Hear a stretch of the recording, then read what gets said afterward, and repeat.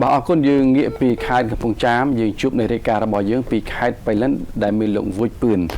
បាទយើងលោកពឿនមានអ្វីដើម្បីធ្វើរាយការណ៍ជូនទៅកាន់បាទទូទៅសជនក្នុងព្រឹកនេះបាទព្រឹកនេះខ្ញុំមានព័ត៌មានមួយគឺអភិបាលខេត្តបៃលិនអញ្ជើញជួបពិភាក្សាជាមួយបងប្អូនប្រជាពលរដ្ឋចំនួន44គ្រួសារដើម្បីរកដំណោះស្រាយដោយសន្តិវិធីនិងទប់ស្កាត់ការទន្ទ្រានដីគម្របព្រៃឈើរបស់រដ្ឋបាទសូមជើញ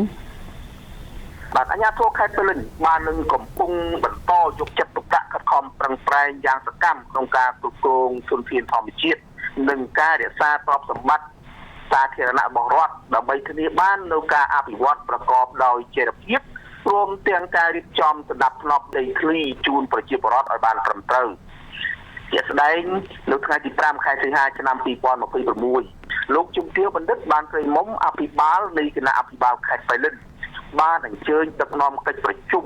និងជួបពិភាក្សាដោយផ្ទាល់ជាមួយប្រជាពលរដ្ឋចំនួន44គ្រួសារដើម្បីធ្វើការពិនិត្យនិងស្វែងយល់និងស្វែងរកដំណោះស្រាយដោយសន្តិវិធីពាក់ព័ន្ធទៅនឹងការកាន់កាប់និងទន្ទ្រានដីរដ្ឋស្ថិតនៅក្នុងភូមិដីក្រហមក្នុងសង្កាត់អូតាវ៉ៅក្រុងបៃលិនខេត្តបៃលិន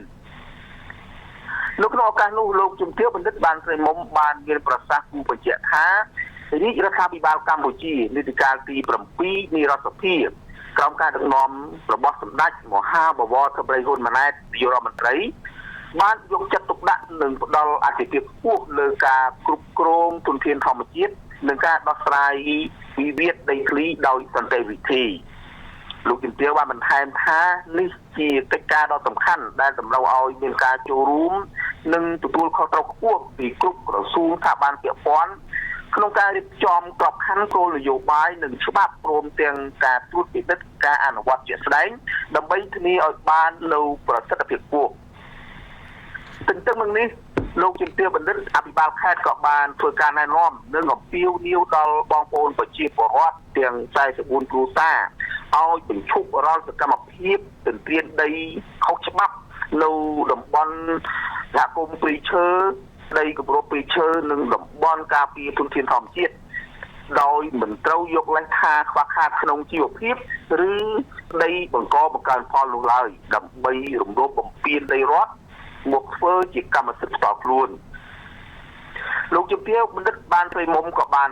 ជំរុញឲ្យអាជ្ញាធរមូលដ្ឋានត្រូវបន្តកិច្ចសហការឲ្យបានជិតស្និទ្ធជាមួយនឹងមន្ទីររៀបចំដែនដី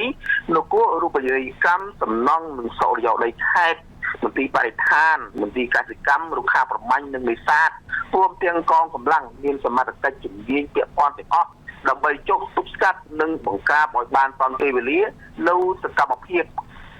កាប់រៀនដុតឈូសឆាយនិងហុំព័ទ្ធដីព្រៃឈើរបស់រដ្ឋធ្វើជាកម្មសិទ្ធិលោកជំទាវបានសង្កត់ធ្ងន់ថារាល់មន្ត្រីឬសមត្ថកិច្ចណាដែលហ៊ានគុកខិតគ្នាយកដីរដ្ឋឬដីរបស់ប្រជាពលរដ្ឋនឹងត្រូវប្រជុំមុខចំពោះមុខច្បាប់និងត្រូវទទួលទោសទណ្ឌយ៉ាងធ្ងន់ធ្ងរដោយគ្មានការលើកលែងនោះឡើយ